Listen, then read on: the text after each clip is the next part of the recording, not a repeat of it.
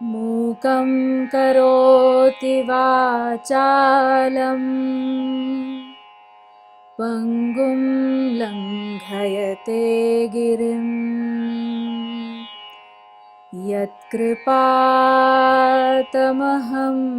वन्दे परमानन्दसागरम्।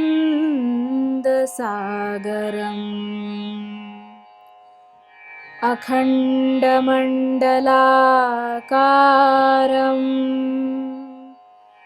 व्याप्तं येन चराचरं तत्पदं दर्शितं येन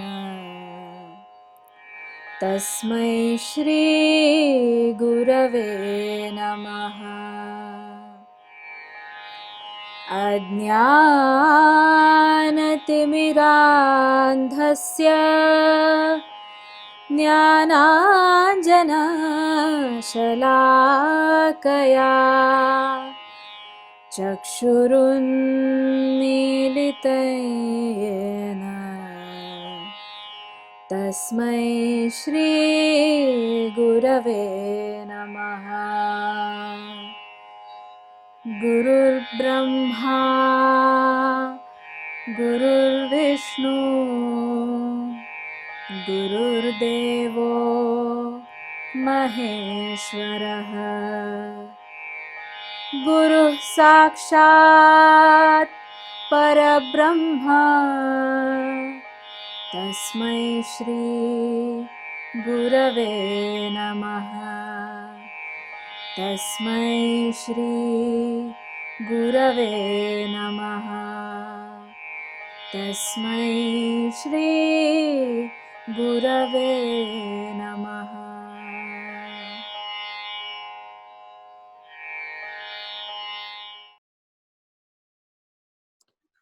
नमस्कार। भारतीय शिक्षण मंडल द्वारा गुरु पूर्णिमा पर्व के उपलक्ष्य में दिनांक 6 जुलाई से 12 जुलाई पर्यंत प्रतिदिन की व्याख्यान माला में आप सभी का हार्दिक स्वागत है। इस सप्ताहात्मक श्रृंखला में आज अपने वाणी द्वारा ज्ञान रूपी प्रसाद देकर हमें धन्य करने हेतु हमारे सम्मुख परम पूज्य स्वामी श्री हरि ब्रह्मेंद्रानंद जी उपस्थित हैं। आपके चरणों में प्रणाम पूर्वक मैं आपका हार्दिक स्वागत करता हूं। परम पूज्य स्वामी श्री हरि ब्रह्मेंद्रानंद जी उत्तरकाशी अर्थात हिमालय में स्थित श्री आदि शंकर ब्रह्म विद्यापीठ में निवास करते हैं। आपका जन्म स्थान केरल है एवं बाल्यकाल में ही आपने हिमालय पहुंचकर स्वामी चिन्मयानंद जी से संन्यास दीक्षा स्वीकार किया था। श्री स्वामी जी ने व्याकरण शास्त्र, न्याय शास्त्र एवं वेदांत इन 3 शास्त्रों को आमूल चूल अध्ययन किया है। समग्र भारत में आदि शंकराचार्य जी द्वारा रचित प्रस्थान त्रय भाष्य का पारायण आयोजित करते हैं। पूरे भाष्य के पाठ में प्राय 12 दिन समय लगता है। ऐसे 12 दिन के पारायण अथवा पाठ के सत्रों को भारत के कोनों कोनों में स्वामी जी के द्वारा आयोजित एवं संचालित करते हैं।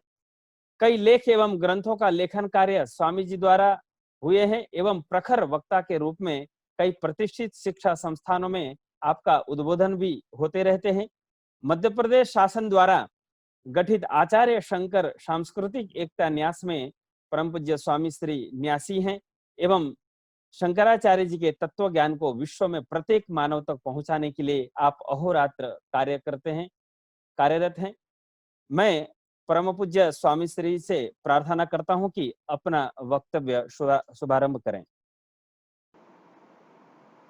नमस्ते।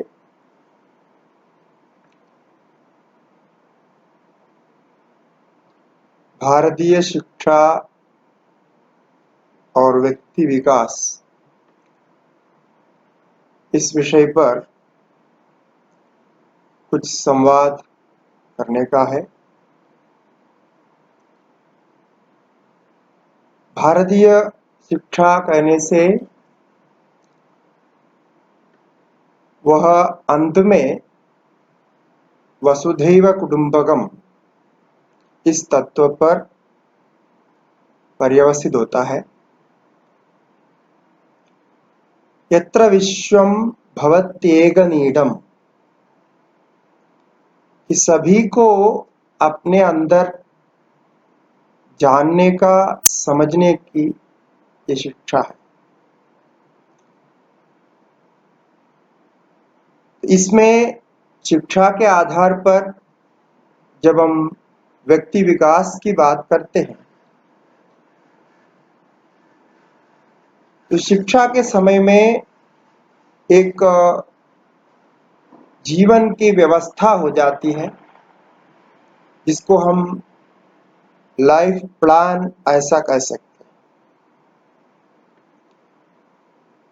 तो वो लाइफ प्लान ही हमारे भारतीय शिक्षा का आधार रहा। कि मैं आपसे कुछ ऐसे विषयों पर चर्चा करना चाहूँगा जो हमारे भारतीय संस्कार से जुड़ा हुआ है और जिसको हम गुरुकुल शिक्षा ऐसा सुनते हैं, जानते हैं। तो वसुधैव कुटुंबकम ये जो आशय है एक सामान्य बात नहीं है, ये बहुत ही महत्वपूर्ण होता है। इस बात से भारतीय शिक्षा और पाश्चात्य शिक्षा का अंदर स्पष्ट मालूम होता है।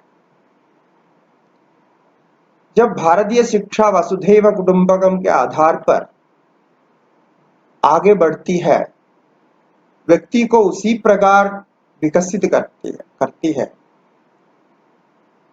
तो पाश्चात्य शिक्षा तो पूरे वसुधा को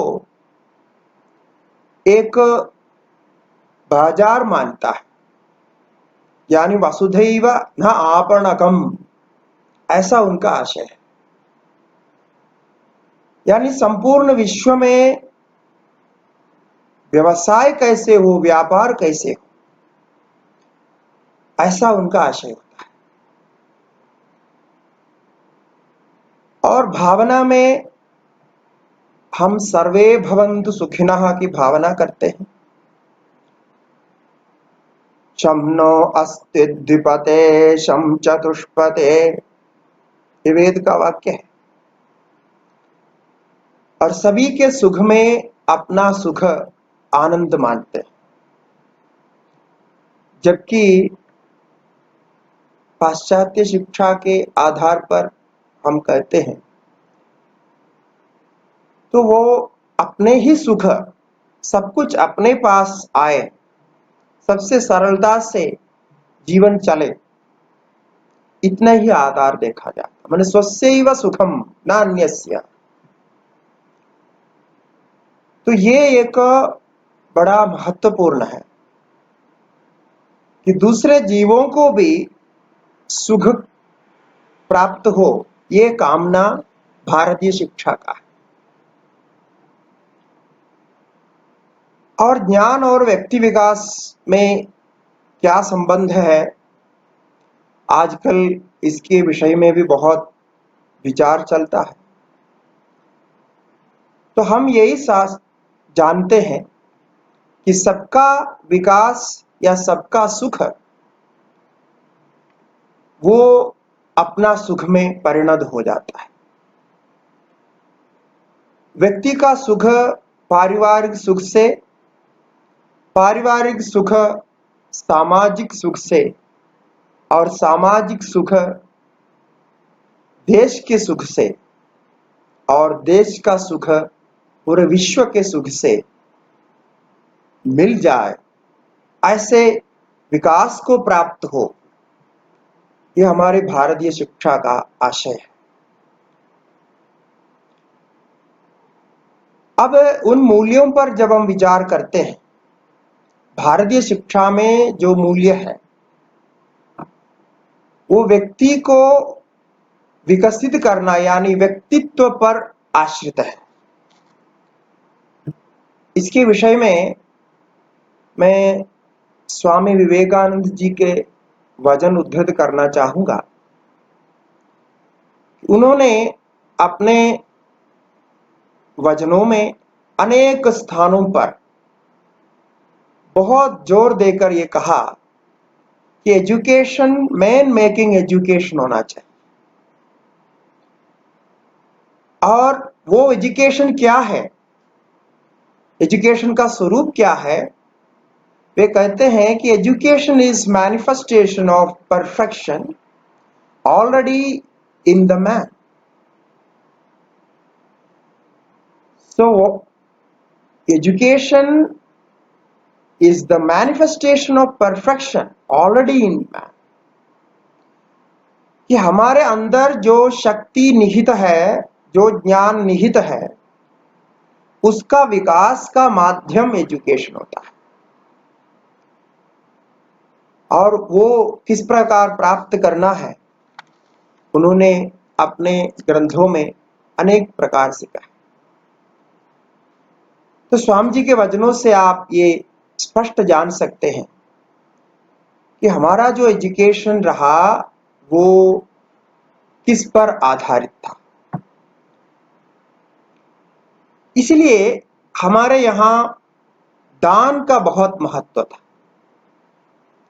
कि मैं उन मूल्यों पर प्रकाश डाल रहा हूं जो हमारा जो ज्ञान है और जो शिक्षा पद्धति है वो किस प्रकार व्यक्ति को ले जाता।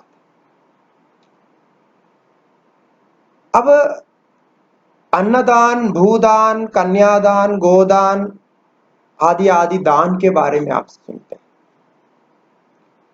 हमारे यहाँ शिक्षा भी एक दान था, विद्यादान ऐसा कहा जाता है।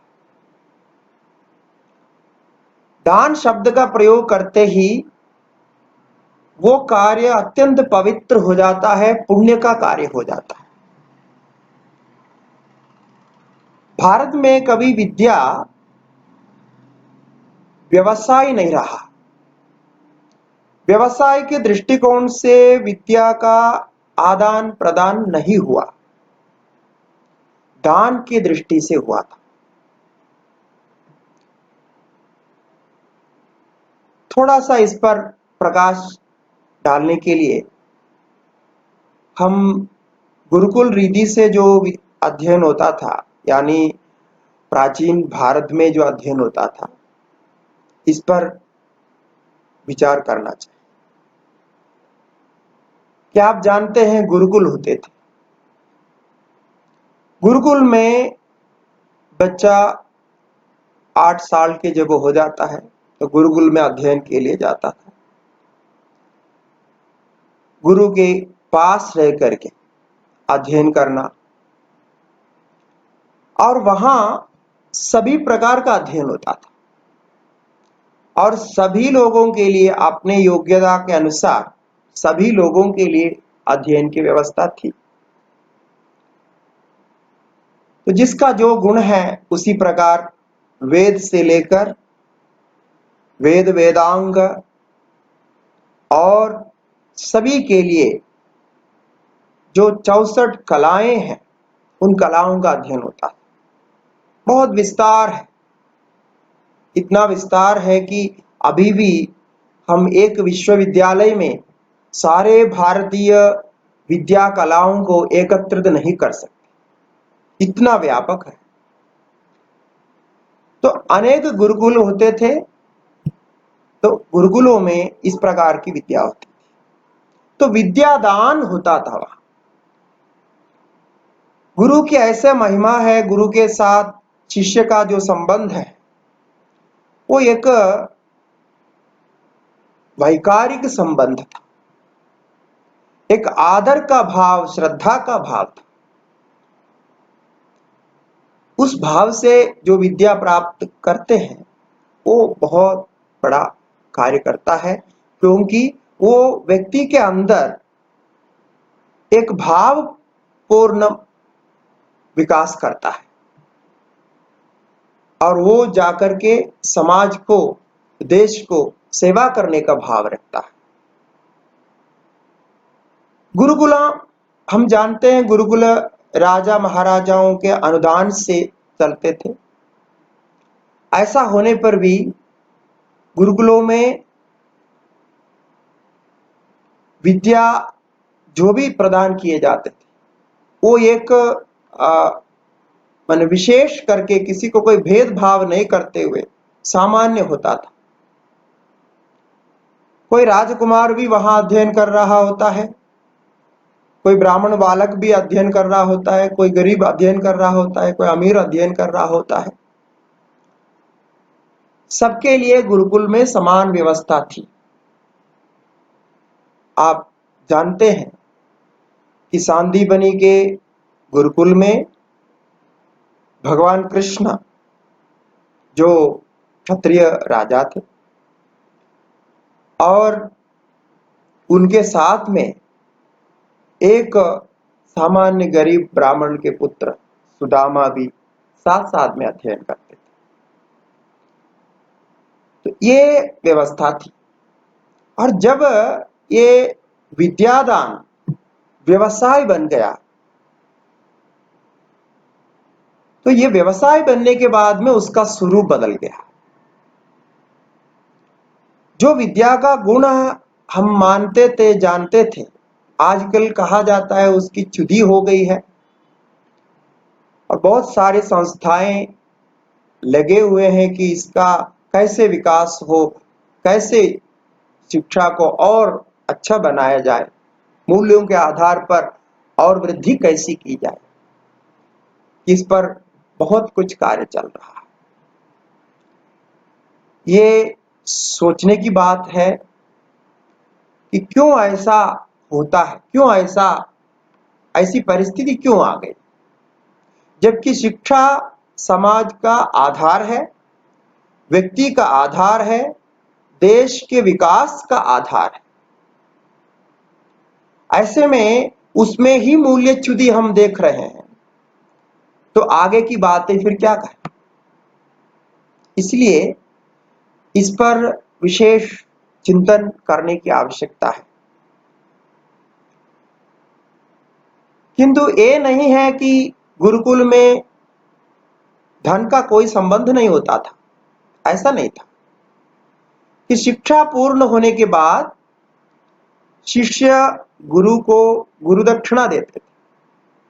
ये विशेष ध्यान रखिए कि जब शिक्षा पूर्ण होती है तभी वहां दक्षिणा दी जाती। वो एक भाव होता है दक्षिणा देना, जिसको विद्या क्रय बोलते, उसके लिए दक्षिणा दी जाती। और जब तक वो विद्या पूरी नहीं होती, शिष्य तृप्त नहीं होता, गुरु संतुष्ट नहीं होता, तब तक विद्या दान चलता ही रहता है। एक प्रसंग याद आता है, बृहदारण्यक उपनिषद में याज्ञवल्क्य जनक का संवाद है। उपनिषद के चतुर्थ अध्याय में प्रथम ब्राह्मण भाग याज्ञवल्क्य जनक संवाद से आरंभ होता है। वहां ऐसे प्रसंग आया कि याज्ञवल्क्य जनक के पास जाता है।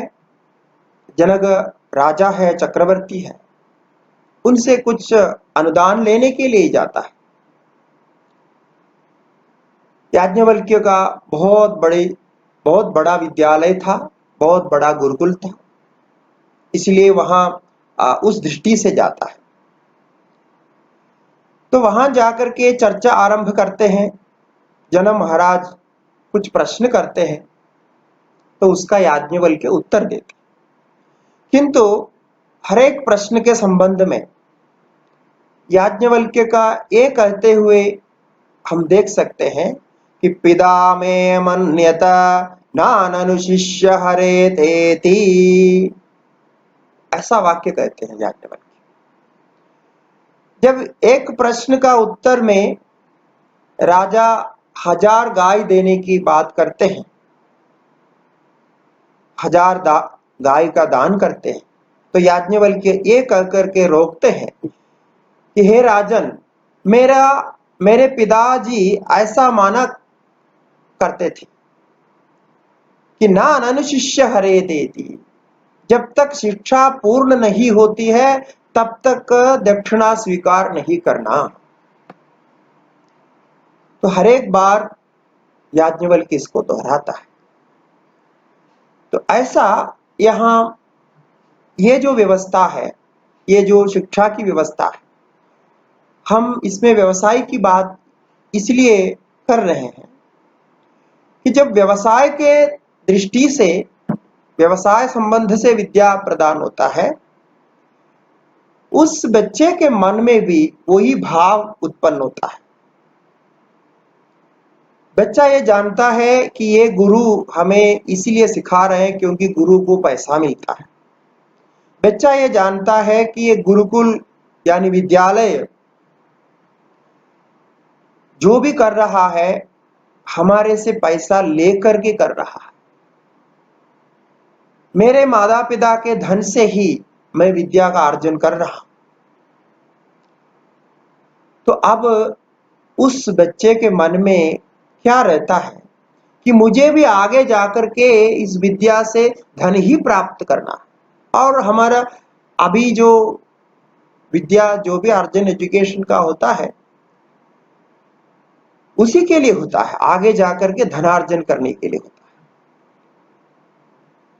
तो ये भाव जब मन में है तो बच्चा जीवन भर यही जानता है कि पैसा देकर के हमने अध्ययन किया और उससे मुझे पैसा कमाना है। कभी भी सेवा भाव नहीं आ सकता। सेवा भाव का कोई तात्पर्य ही नहीं है, क्योंकि घर में भी सेवा भाव नहीं सिखाया जाता है, स्कूल में भी नहीं सिखाया जाता है, और कहीं भी सेवा भाव क्या होता है, सेवा क्या होती है, ये नहीं सिखाया जाता। किंतु जब गुरुकुल की बात हम करते हैं, गुरुकुल में शिक्षा का माध्यम सेवा ही होती थी, कि सेवा से शिक्षा प्राप्त करना होता था। गुरु को सेवा करो, गुरुकुल की सेवा करो, तो सेवा से जो शेष समय है उसमें शिक्षा प्राप्त करना है। तो बचपन से ही, उस अवस्था से ही वो सेवा भाव को मन में धारण करता है, और गुरु हमेशा के लिए, जीवन भर उसके लिए गुरु ही होता था। जीवन भर आदरणीय है, पूज्य है, सम्माननीय है, ऐसे भाव से करते थे। किंतु आज हम जब देखते हैं ऐसी घटनाएं हमें सुनाई पड़ती है कि जिससे हमें लज्जित होना पड़ेगा कि ऐसे भारतीय संस्कृति में ऐसे संस्कृति ऐसे बदल गई कि बच्चों का भाव गुरुओं के प्रति क्या हो। मैं इस पर और थोड़ा विस्तार करूंगा, किंतु इसके पहले इस शिक्षा संबंध में कुछ और बातें भी जानने योग्य है। कि आज हम ये मानते हैं कि शिक्षा विद्यालय से आरंभ होती है, किंतु हमारे संस्कृति में ये माना गया है असली शिक्षा तो घर से आरंभ होती है। मातृमान पितृमान आचार्यवान वेद, ये वाक्य उपनिषद का है। ऐसा व्यक्ति हो जिसको माता ने बाल्यावस्था में शिक्षण दिया, तदनंतर पिता ने शिक्षण दिया, और तत्पश्चात गुरु ने शिक्षण दिया, तो वो व्यक्ति पूर्ण होता है, उसकी शिक्षा पूर्ण होती है, उसका संस्कार पूरा पूरा स्पष्ट होता है, और वो जीवन में बड़ा बन जाएगा, महत् कार्य कर सकता है। तो आज हम देखते हैं ये गृहस्थाश्रम के जो धर्म है, इसके अंतर्गत बच्चे को परिपालन करना माता पिता का कर्तव्य, ये तो कर रहे हैं, बच्चे का पालन तो कर रहा है। लेकिन जिस उम्र में बच्चे को प्रेम से, अत्यंत वात्सल्य से शिक्षा की आवश्यकता होती है, उस समय हम उस बच्चे को बाहर भेज देते हैं। उस समय हम बच्चे को स्कूल में भेज देते हैं। कि आजकल बहुत छोटे बच्चे को 2 साल से 2.5 साल में जो बच्चे हैं उनको बाहर भेज देते हैं और किसी और के संरक्षण में, किसी और के साथ उसका परिपालन होता है। इसके ऊपर बहुत रिसर्च हुआ, तो मैं उसका भी उल्लेख यहाँ करना चाहता हूँ, इसलिए कि हमारे ऋषि मुनियों ने जो भी शिक्षा दी है, हमारे संस्कृति में जो शिक्षण की व्यवस्था और संस्कार संपन्न करने की जो व्यवस्था बनाई थी, वो बिल्कुल वैज्ञानिक है, अनुभव सिद्ध विज्ञान की बात है। जो आजकल उसका बहुत गवेषणा आदि करके उसका अर्थ निकाला जा रहा है। ऐसे रिसर्च हुआ कि दुनिया में वायलेंस होता है, बच्चे लोग बहुत वायलेंट हो रहे हैं। बच्चे माता पिता को मानते नहीं हैं और बाहर आकर के बहुत उटपटांग काम करते हैं, रास्ते से भड़क जाते हैं और कोई कुछ कर नहीं पाता। तो इसके ऊपर जितने रिसर्च हुए हैं, ऐसे रिसर्चों का एक वेबसाइट है कि आप सभी उसको देख सकते हैं, उससे जान सकते हैं।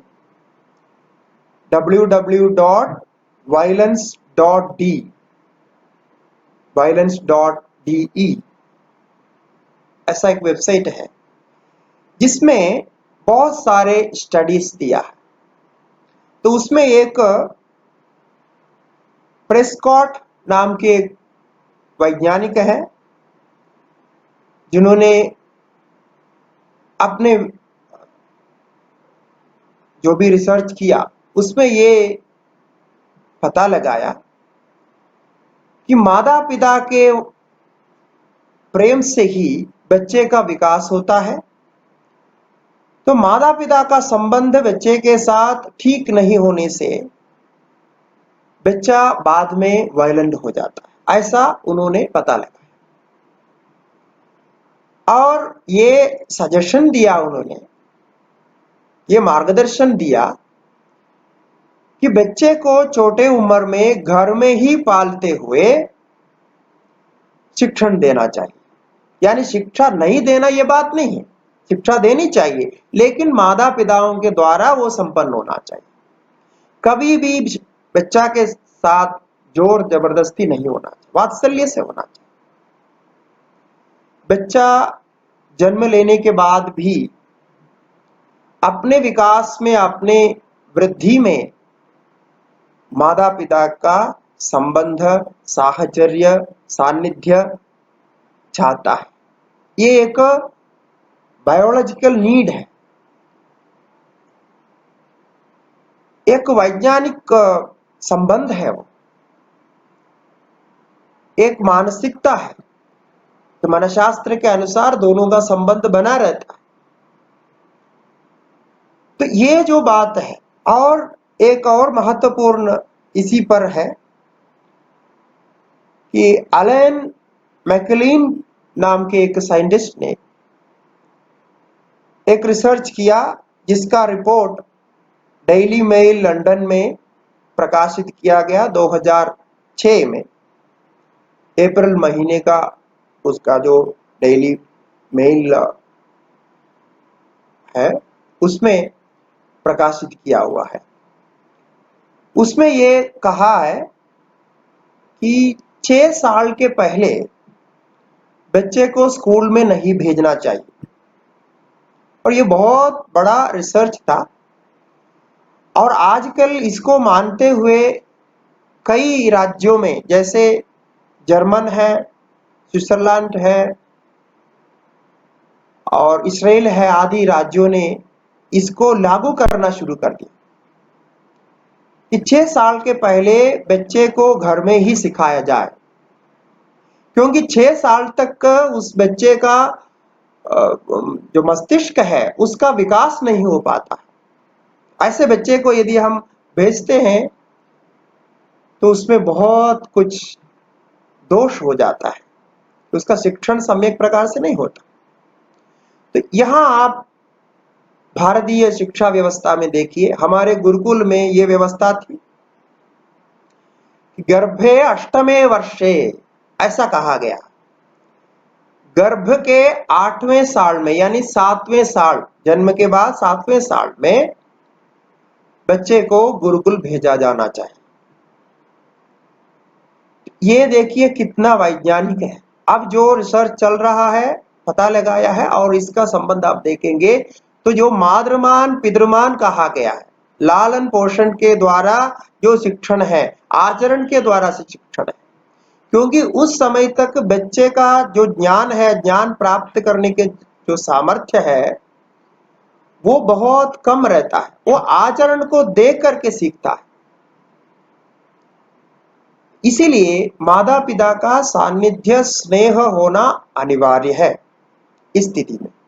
यहाँ बहुत एक महत्वपूर्ण बात हमें अपने भारतीय शिक्षा व्यवस्था से मालूम होता है। और अब गुरुकुल की जब बात करते हैं, जब ये 8 साल में 7 साल में गुरुकुल पहुंचता है तो ये गुरुकुल को गुरुकुल नाम दे दिया। गुरु का कुल, यानी एक कुल से वो दूसरे कुल में चला जाता। वहां गुरु के साथ वो माता पिता का प्रेम प्राप्त करते। गुरु पत्नी माता है, वहां गुरु पिता है। ऐसा रह करके उस स्नेह से, वो वात्सल्य से अध्ययन करता है। इसलिए वो बहुत ही जीवन में उपयोगी बन जाता है, और जो गुण की बात हम करते हैं वो गुण का वहां विकास होता है। और एक बात इसमें विशेष है कि सेवा भाव की बात, जो सेवा भाव की बात है कि हम हर जगह ये समझाने के प्रयास करते हैं कि सेवा करनी चाहिए। देश की सेवा और जैसे भी अन्य जो व्यक्ति है, सबकी सेवा, परस्पर सेवा करनी चाहिए, भाव हम जानते हैं, ऐसा सिखाया जाता है। लेकिन असली में ये हो नहीं पाता, क्योंकि ये सेवा क्या होती है, कैसा उसको करना चाहिए, ये बच्चे के मन में नहीं आया है। ये बात इसलिए मैं कह रहा हूं कि हम कहते हैं शिक्षार्थ आइए और सेवार्थ जाइए, किंतु ये सेवा भाव किस प्रकार वो बच्चा सीखेगा। और जो एजुकेट होकर के, स्नातक होकर के बाहर निकलता है, बाद में राज्य स्तरीय सरकारी नौकरी या अन्य प्राइवेट नौकरी आदि जो भी करता है, उसमें किसी में उसको सेवा भाव नहीं होता है। वो एक अपने जीविका के लिए धन अर्जन करने की दृष्टि से कार्य करता है। सेवा भाव लाना बड़ा कठिन हो जाता है। इसीलिए वहां भी रहते हुए अपने स्वधर्म से कार्य नहीं करता है, कार्य नहीं कर पाता। हमेशा उसकी चिंता धनार्जन में रहती है कि मैं ज्यादा से ज्यादा कैसे कमाऊं, देश के हित क्या है, समाज का हित क्या है, हमारा संस्कार का हित क्या है, क्या होगा, हमारा भविष्य क्या होगा, कोई चिंता नहीं करता, वो जानता नहीं। कारण यह है कि समाज के प्रति एक दायित्व भाव उसके मन में उदय नहीं हुआ। इसलिए मैं गुरुकुल की बात यहां मिला रहा कि गुरुकुल में ऐसा होता था कि जब गुरुकुल अध्ययन करने जाते थे तो वो ब्रह्मचारी को भिक्षा मांगना होता था। हमारे संस्कृत में धातु पाठ है। धातु पाठ में जहां शिक्ष धातु का उल्लेख है, शिक्ष विद्या उपादाने, और उसके बाद में तुरंत ही भिक्ष धातु आता है। भिक्षायाम अलाभे लाभे च, उसका अर्थ बताया। माने शिक्षा के बाद भिक्षा, यानी इसके दोनों का संबंध। तो ये भिक्षा क्यों कराया जाता था? भिक्षा की क्या आवश्यकता थी? जब गुरुकुल में राजा से या अन्य जो धनाढ्य सेठों से धन आता था, वो धन से ही गुरुकुल चलता था, दान से चलता था। ऐसे तो भिक्षा की व्यवस्था वहां होनी चाहिए। तो हम सोचते हैं छोटे बच्चे को क्यों भिक्षा में भेजा जाता? वो गांव में घर घर जाता थे, भिक्षा लाता था, क्यों किया जाता? उसका रहस्य ये है कि यदि वो बच्चा ये समझे कि मेरे माता पिता धन दे करके मुझे शिक्षण कर रहा है, तो वो हमेशा माता पिता के प्रति वो संबंध रखेगा और मुझे ये शिक्षा प्राप्त करके माता पिता को वापस करना है, कि मुझे वो कृतज्ञता प्रकट करनी है, ऐसा भाव रहेगा। अपने परिवार के बारे में ही सोचेगा, जो आजकल होता है। किंतु वहां भिक्षा समाज से लेते हैं, यानी उस बच्चे के मन में ये भाव होता है कि मुझे समाज ने पाला पोषा। गुरुकुल में जब मैं अध्ययन कर रहा था, ये समाज ने मुझे खिलाया, तो मुझे समाज के लिए कुछ करना चाहिए, मेरा दायित्व तो बनता है, मैं समाज के प्रति कृतज्ञ होना है। इसलिए उसके मन में समाज के प्रति एक भाव उत्पन्न होता है। और राजा के धन से गुरुकुल चलता है, ये भी बच्चा जानता है, इसलिए राजा के प्रति भी उसका संबंध बन जाता है। इस विषय में हमें सभी विचारकों को, मनीषियों को ये चिंतन करना चाहिए कि आजकल हम शिक्षा की मूल्य की बात करते हैं, तो कहां से लेके हम आरंभ करेंगे? ये जितने भी अधर्म हो रहा है, जितनी अव्यवस्थाएं हो रही है, झूठ फैल रहा है,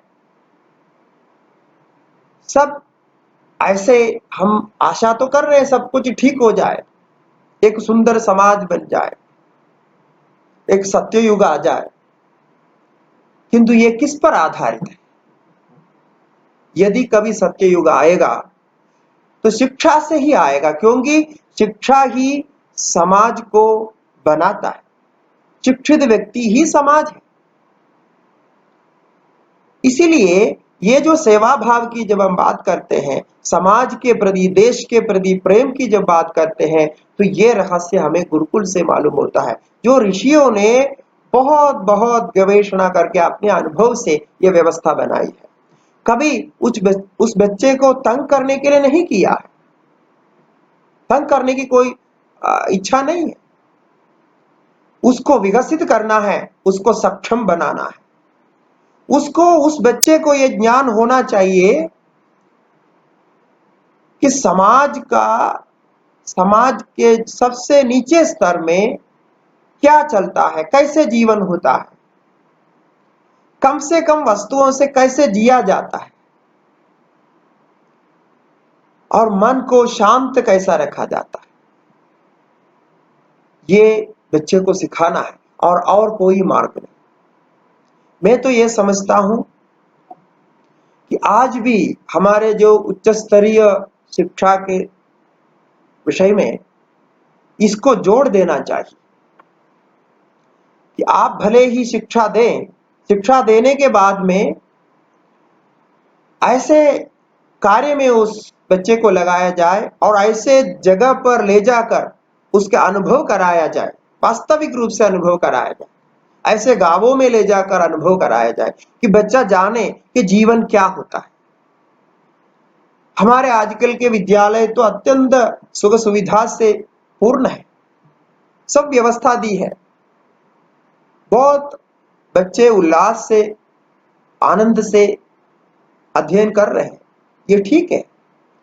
किंतु अब प्रश्न ये आता है कि वो बच्चा जब बाहर आकर के सेवा कार्य में, सर्विस में या किसी भी प्रकार के सर्विस में लग जाएगा तो वो किस भाव से सेवा करेगा, इसका भाव क्या होगा। तो जैसे बड़े बड़े उच्च स्तरीय हमारी शिक्षाएं हैं,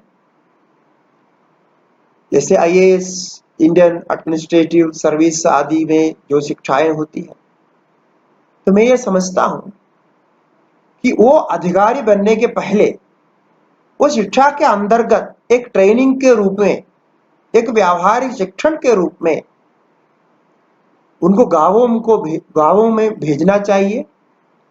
कुछ समय सामान्य जीवन बिताने के लिए प्रेरित करना चाहिए, जिससे कि वो समझ सके कि समाज में ऐसा भी होता है, ऐसा भी दुख होता है।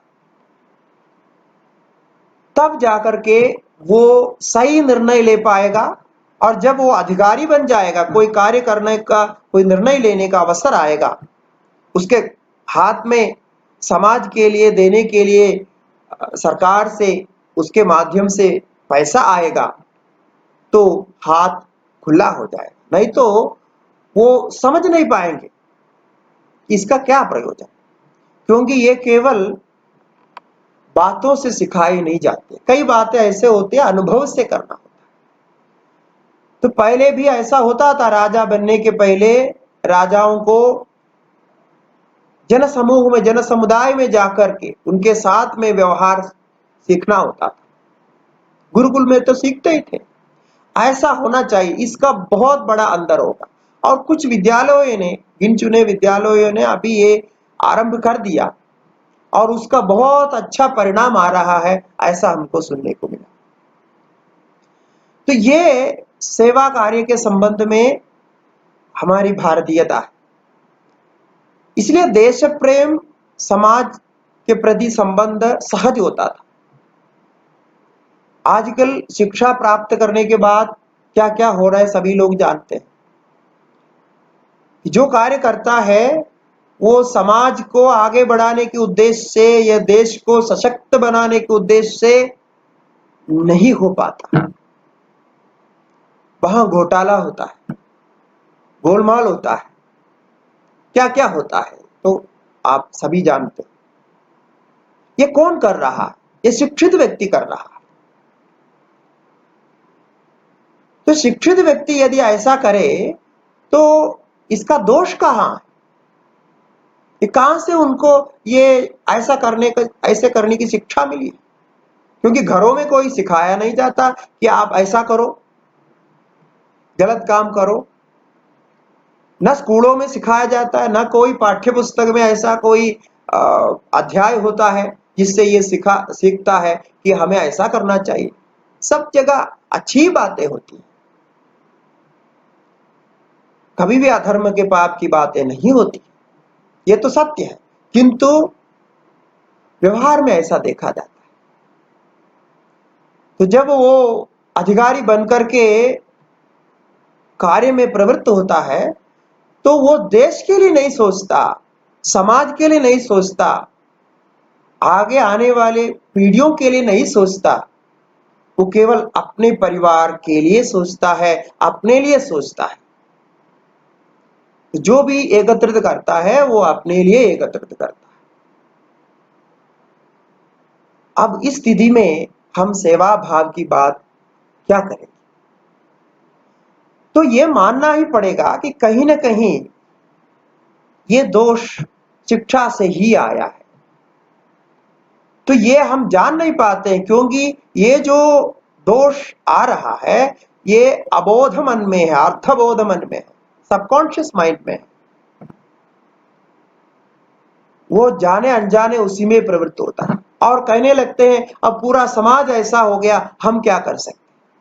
अरे समाज भला क्या है? व्यक्ति से अलग समाज क्या है, कहां है?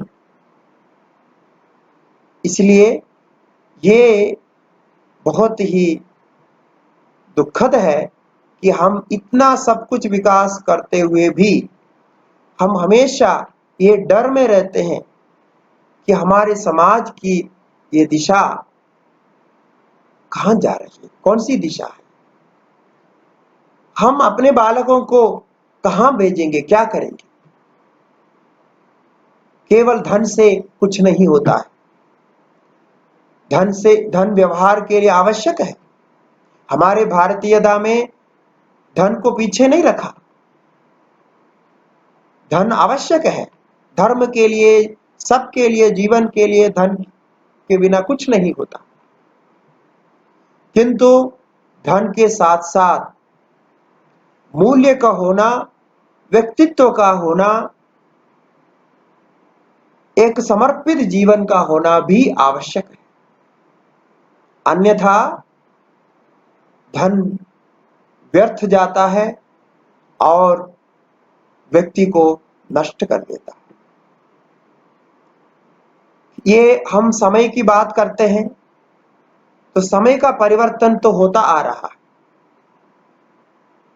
आजकल धन को लेकर के बहुत चर्चाएं होती हैं, किंतु आश्चर्य है कभी भी ये नहीं सोचा जाता कि हम इस देश को, इस समाज को किस दिशा में ले जा रहे हैं। हम क्या धन के लिए सब कुछ गवा देंगे, अपने स्वार्थ के लिए सब कुछ गवा देंगे? ऐसा नहीं होता। ये काले धन की बात होती है, काले धन इकट्ठा करते हैं और वो बैंकों में जमा करते हैं। मुझे कभी ऐसा लगता है कि जैसे स्विस बैंक आदि है, उसमें पैसा लोग एकत्रित करते हैं। हमारे देश के भी बहुत सारे धन वहां है, ऐसा सुना जाता है। तो वो धन को हम अपने देश में ही क्यों नहीं रोक सकते? यदि वो धन हमारे देश में रुक जाए तो वो हमारा मूलधन बन जाएगा और उससे देश का बहुत बड़ा विकास होगा, उससे बहुत प्रयोजन होगा। अब ये कैसे रोका जाए, ये सोचने वाली बात है। हम कहते हैं कि वो काला धन को पता लगाएंगे तो जो व्यक्ति काला धन जमा किया है उसको सजा देंगे, उसको बड़े से बड़ा सजा देंगे। किंतु मुझे लगता है इस दृष्टिकोण को बदलना पड़ेगा। हमें सजा नहीं देनी है। हम ये कहेंगे कि यदि आपके पास ऐसा धन है, उस धन को देश में ही रखिए और देश में ऐसी एक व्यवस्था बने, ऐसा एक बैंक हो या कुछ उस प्रकार की एक व्यवस्था हो जिसमें जैसा स्विस बैंक आदि में लोग धन रखते हैं, इस प्रकार का धन उसी प्रकार में गुप्त रूप से रखा जा सके, किंतु उसका हिसाब किताब सरकार के पास रहे, देश के पास रहे, जैसा स्विस बैंक में होता है, स्विट्जरलैंड में वही होता है। तो जो धन है उनके पास, उसी के आधार पर वो कार्य करते रहते। ऐसा हम कर सकते हैं। इसके लिए दृष्टिकोण बदलना पड़ेगा। मैं ये कहता हूं, जितना जो व्यक्ति अपने काले धन का लेखा जोखा देगा, हिसाब किताब देगा और सच्चाई से कहेगा कि मेरे पास इतना धन है, मैं इसको रखना चाहता हूं, तो उसको सम्मानित करना चाहिए। यदि ऐसा करें, ऐसा विश्वास हम देंगे तो लोग पैसा इधर रखेंगे। तो वो रखने से क्या होगा? रखने से जो होगा आप जानते हैं कि उससे देश का बहुत बड़ा भला, बहुत बड़ा भला। इस विषय पर और सोचना चाहिए, क्योंकि भविष्य में ऐसे स्थिति आने वाली, तो उसको जानकारी में लेना चाहिए। क्योंकि हम सजा देने की बात जब करते हैं, डराते हुए बात करते हैं, तो कोई भी सामने नहीं आता और वो एक न एक मार्ग ढूंढ ही लेता है, वो अपने गलत रास्ते से आगे बढ़ता है। तो हम ऐसी प्रेरणा ना दें, ठीक है, आपने किसी प्रकार इस प्रकार का धन एकत्रित किया है, कुछ है आपके पास, तो देश के पास रखे उसको।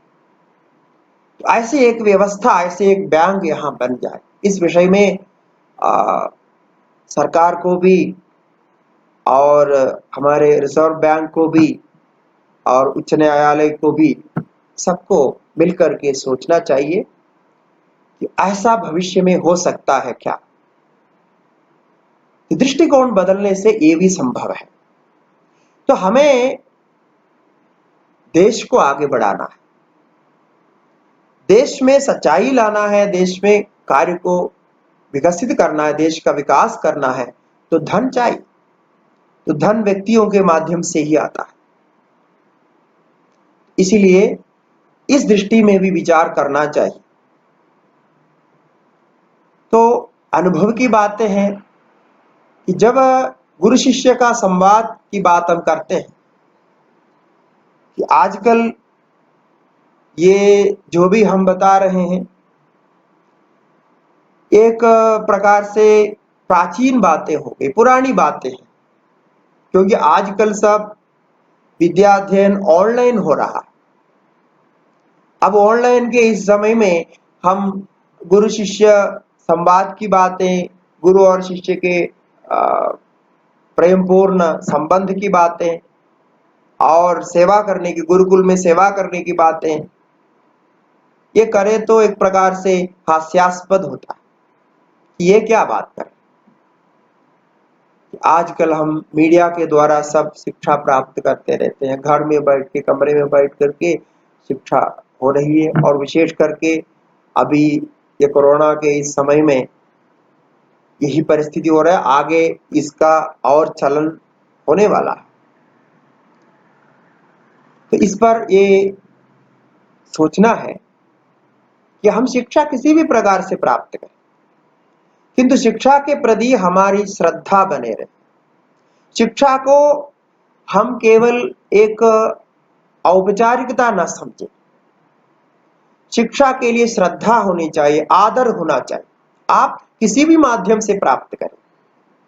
अब ऑनलाइन में भी शिक्षा प्राप्त करते हुए उस गुरु के साथ संबंध रख सकते हैं, गुरु के प्रति आदर रख सकते हैं, प्रेम रख सकता है, और इससे वो शिक्षा की वृद्धि होती है और वो शिक्षा आपके लिए काम आता है, आपके व्यक्तित्व को विकसित करता है।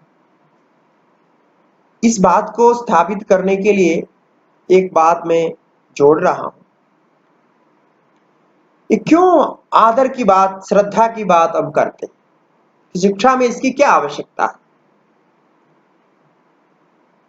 देखिए, ये जो हमारे याददाश्त होता है, स्मृति होती है, ये स्मृति का विकास कुछ कारणों से होता है। कुछ पहलू होते हैं जिससे उस स्मृति की वृद्धि होती है, कि मेमोरी बूस्टर्स जो कहा जाता है। इसमें ये बातें हैं। एक तो आप जानते हैं दो प्रकार की याद होता है, एक शॉर्ट टाइम मेमोरी होता है, अल्पकाल के लिए रहता है, और दूसरा लॉन्ग टाइम मेमोरी होता है। तो विज्ञान ये कहते हैं कि ये जो शॉर्ट टाइम मेमोरी से लॉन्ग टाइम मेमोरी में जाने के लिए और उसके संबंध में जो आईक्यू का विकास हम कहते हैं, उसके लिए कुछ बातें होती है, कुछ फैक्टर्स होता है। वो है एक तो इमोशन यानी वैकारिक संबंध, दूसरा नीड आवश्यकता, तीसरा फियर यानी एक प्रकार का भय, और चौथा एक्सिस्टेंस अपने अस्तित्व, वजूद, और पांचवा है रिपीटेशन यानी अभ्यास, आवृत्ति, और षष्ठ है प्रोटेक्शन यानी सुरक्षा और ग्रोथ अपने विकास वृद्धि। और अंत में एक बात भी कही जाती है कि हम कुछ विशेष कार्य को करें, कुछ भी जो नॉर्मल नहीं है ऐसे कार्य को करें, एक अद्भुत कार्य को करें, आश्चर्य कार्य को करें, तो उससे भी मेमोरी बूस्ट होती है। अब इन बातों को जब देखते हैं तो इमोशन को देखिए कि इमोशन में प्रेम भी आता है, आदर भी आता है, काम भी आता है, क्रोध भी आता है, अनेक प्रकार के सब आते हैं। तो एक इमोशनल संबंध होना चाहिए। इमोशनल संबंध होने से वो याददाश्त बढ़ता है। तो जैसा हम जानते हैं कि जहां हमें इमोशन से संबंधित कुछ ज्ञान प्राप्त होता है वो हम बहुत समय तक याद रखते हैं। तो ये अपनी शिक्षा में प्रयोग में करना चाहिए। ये गुरुकुल रीति से जब करते हैं, ये श्रद्धा भाव को इतना महत्व देने का कारण वही है। श्रद्धा और विश्वास विद्या का, ज्ञान का आधार होता है। श्रद्धावान लभते ज्ञानम, आप जानते हैं। और परस्पर संबंध, सहना भवतो सहनो भुनक्तु, ये वाक्य देखे कितना कितना महत्वपूर्ण है कि गुरु और शिष्य का संवाद, संबंध तो ऐसे एक माहौल पर हो रहा है, दोनों एक दूसरे से प्रेम कर रहे हैं, संबंध कर रहे हैं। ये एक औपचारिकता नहीं है, वास्तविकता है। ऐसा यदि हम सोचे आजकल के विश्वविद्यालयों में ऐसा एक माहौल आ जाए तो कितना बड़ा अच्छा होगा। और ऐसे ही आवश्यकता है, आवश्यकता भी याददाश्त को बढ़ाता है। लॉन्ग टाइम मेमोरी के लिए ये भी एक आवश्यक होता है। और एक प्रकार का भय भाव और अपने अस्तित्व के लिए ये शिक्षा की आवश्यकता है, जो आज हम समझते हैं कि मुझे आगे जीना है, अपने जीवन चलाना है, तो मुझे शिक्षा चाहिए। शिक्षा के आधार पर ही कर सकते हैं। पर ये सारे बातें एक साथ आप जोड़ सकते हैं। ये श्रद्धा पर आ जाता है। तो गुरु के साथ ये संबंध होना चाहिए, शिक्षा के साथ ये संबंध होना चाहिए। भले ही आप ऑनलाइन से सीख रहा हो, लेकिन शिक्षा को श्रद्धा से स्वीकार करें। एक ऐसा भाव उसको दें कि जिससे कि आपके अंदर वो स्वतः ही चले जाए, कोई प्रयत्न ना करना पड़े। ये एक विशेष बात इस संबंध में जानने योग्य है। और हम जब उपनिषदों में देखते हैं, वहां भी ऐसी ऐसी बातें आती हैं। प्रश्नोपनिषद इसके लिए एक उदाहरण के तौर पर दिया जा सकता है।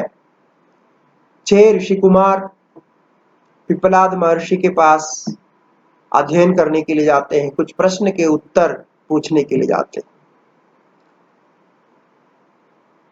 और बहुत विनय भाव से गुरु को नमस्कार करते हैं। तो गुरु का कथन है, गुरु कहते हैं, तान्हा सर्षिरुवाच, वो ऋषि ने, पिपलाद ऋषि ने उन ऋषि कुमारों को कहा, भूय एव तपसा ब्रह्मचर्येण श्रद्धया संवत्सरम संवत्स्यथा।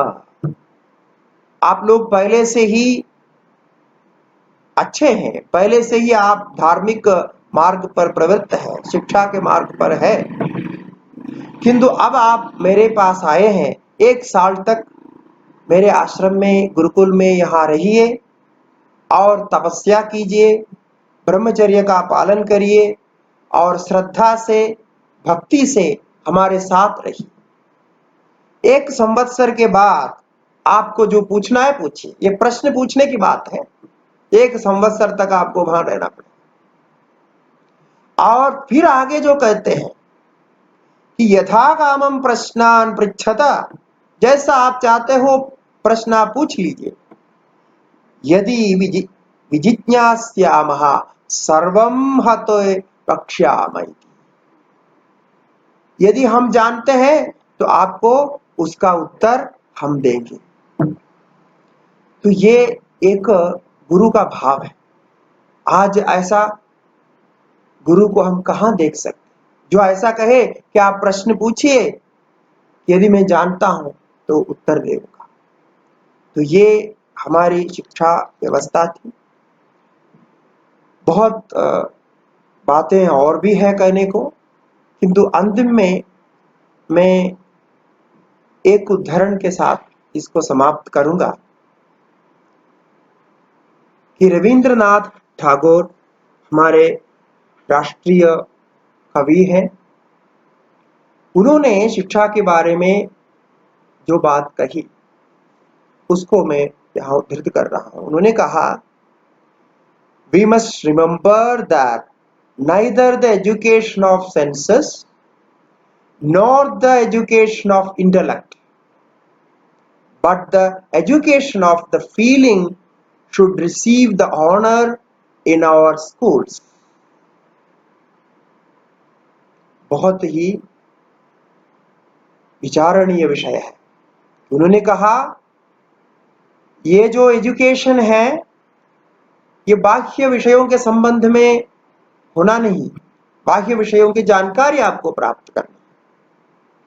केवल बुद्धि का विकास एजुकेशन नहीं होता है, किंतु education of the feeling should receive the honour in our school. ये जो फीलिंग है, अनुभव है, अनुभूति है, एक वैकारिक संबंध पर शिक्षा होनी चाहिए। शिक्षा के संबंध में उनका बहुत बड़ा आदर्श था। उन्होंने अपने इस आदर्श के आधार पर एक विद्यालय भी खोला, आप जानते हैं। तो इन्हीं बातों को आपको सुनाते हुए यही समाप्त करते हैं। सबको भगवान की कृपा रहे।